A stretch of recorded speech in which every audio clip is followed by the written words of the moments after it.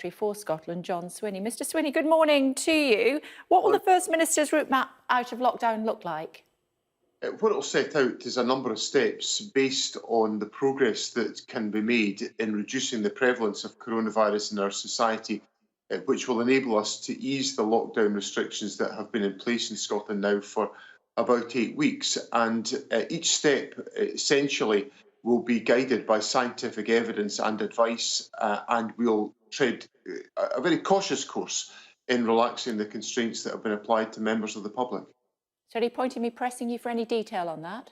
Well, the First Minister's making a parliamentary statement at 12:30, so I have to respect the fact that Parliament's got to hear the details of it first, Kay. But what I can say to you is that we're taking an approach which is designed to give clarity across a whole range of different areas, whether that's about business, about schools, about healthcare, about how families can meet up, all these different considerations, which I know have been a strain for members of the public over the last 8 weeks. We'll be setting out the different phases of how we can relax lockdown, provided everybody continues to practice the really good practice, essential around physical distancing, cough etiquette and hand washing, which is essential to tackle coronavirus. OK, in which case, let me ask you about a couple of points, starting with care homes. 45% of all COVID deaths in Scotland have been in care homes. A report by a pro-independence think tank says that COVID-19 deaths in Scottish care homes is the single greatest failure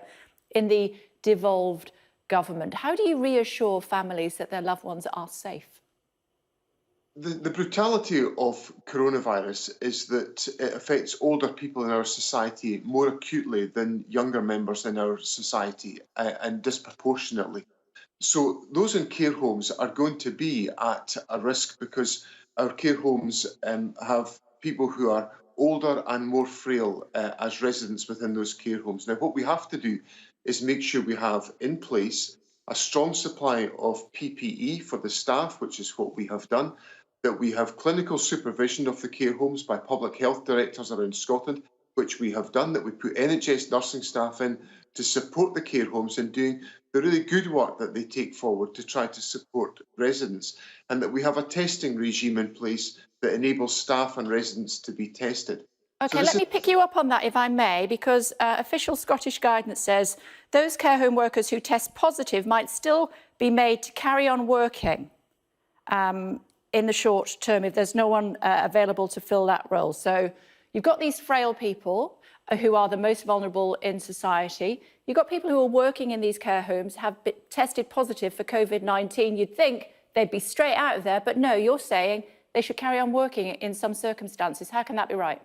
I think what we've got to make sure is that there is a safe level of support in place in care homes to meet the needs of residents. And that's why I make the point that NHS staff have been deployed in care homes where care homes have found it difficult to do that because of the fact that staff have fallen ill.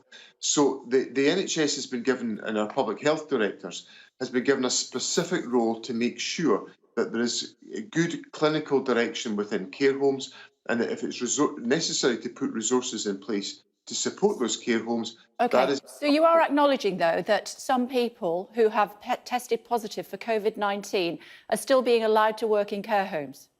I think the comment that you're referring to is just about one particular comment about shifts being completed. There might be circumstances where there could be an unavoidable delay in replacing all test-positive staff immediately. This could create an unacceptable risk to the safety of the care being provided, is the interim guidance on COVID-19 PCR testing in care homes and the management of COVID-19 PCR test-positive residents and staff, 16th of May 2020. So I'm just clarifying with you, if I may, please, Deputy First Minister, are there, in some circumstances, people who have got COVID-19 who are still being allowed to work in care homes today? Well, that's why I said to you, Kate, that we are putting NHS staff into care homes. Is that a yes or a no?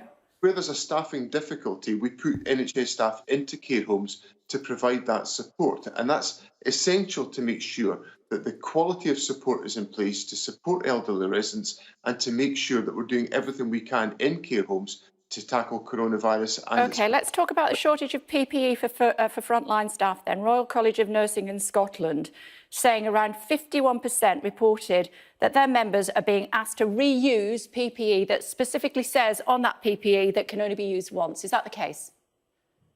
Not to my knowledge, Kay, because I think what we've managed to do in Scotland is to have strong and adequate supplies of PPE across all sectors. As I said in my earlier answer, we've put a lot more PPE into care homes directly by the government. These are private care homes invariably, but we've put the PPE in direct from the government. The National Services Scotland, from the National Health Service, deploys PPE right across the health service in Scotland to make sure that staff are adequately supported. OK, so that survey by the Royal College of Nursing in Scotland is wrong, or those frontline staff who are saying, half of them, that they're being asked to reuse PPE that's marked single use, they are being economical with the actuality, are they? Well, I certainly haven't seen that information, Kay, but what I'm surprised. But what I can assure you about is that we've put in place directly to the National Health Service and to care homes in Scotland PPE to make sure that staff are able to undertake their activities safely for their protection and the protection of others. Let me ask you about the Nike conference then, can I? 26th, 27th of February in Edinburgh. 70 delegates, 25 tested positive. The only reason that the others knew that they'd each been tested positive because there was a leak to one of your national newspapers. They had not been contacted. They had not been told about the potential exposure to other people. 25 out of 70 at the night conference in Edinburgh. Why did they not know? What was put in place was an incident management team which did the contact tracing, which you were discussing earlier on in the programme, which pursues, based on clinical judgments, the contacts that would have had sufficient exposure to the individual who was a confirmed case of COVID, to make sure all of those contacts were followed up. Now, that was undertaken as part of the incident management exercise that was carried out. That was done fully and comprehensively under clinical leadership, as it should. But you weren't 2 metre distancing at that stage, were we? Anywhere in the United Kingdom at the end of February. If I was in a room in a conference with 70 other people and 24, 25 more of those had been tested positive for COVID-19, and I only found out about that potential exposure, even if I hadn't got it, because I saw it in the media, as opposed to being contacted by those people who were supposed to be keeping me safe and are shouting it from the rooftops every single day at their news conferences, I would be wondering whether that was being kept under wraps. No, because an incident management team was established to follow up all of the contacts that... So how did the other people not know that people in the same room as them at that conference had also got COVID-19?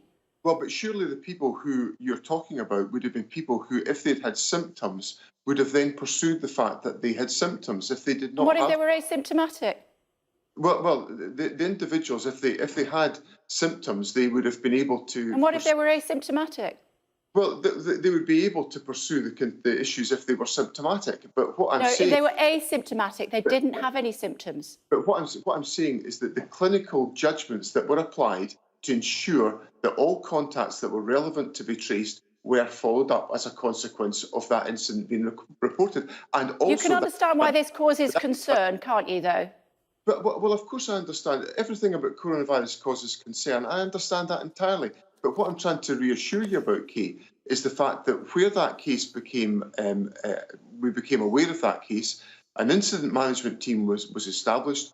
The proper contact tracing was undertaken about individuals who were involved. And as a consequence, people were identified and supported accordingly. And that took place across a number of different countries. Now, that's what contact tracing is all about.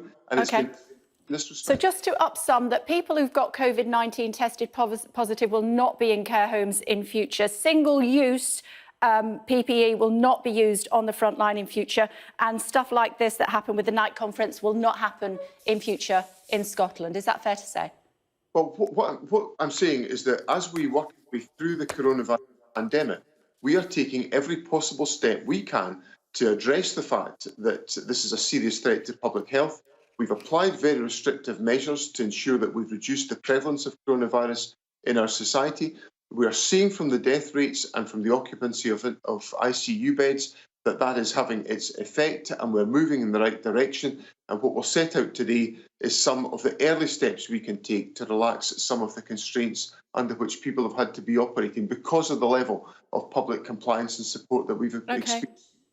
Unfortunately, we are out of time. Thanks very much indeed for answering all our questions this morning. We look forward to hearing from the First Minister at 12:30. Thank you.